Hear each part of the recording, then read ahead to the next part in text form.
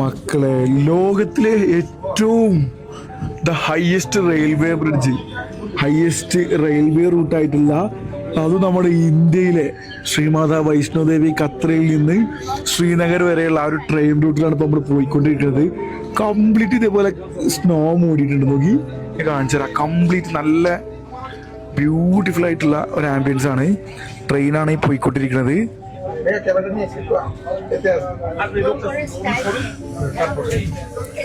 നിങ്ങൾ കാശ്മീരിൽ വരുന്ന സമയത്ത് നിർബന്ധമായിട്ട് എക്സ്പ്ലോർ ചെയ്യേണ്ട ഒരു അടിപൊളി അഡ്വഞ്ചർ പരിപാടിയാണിത്.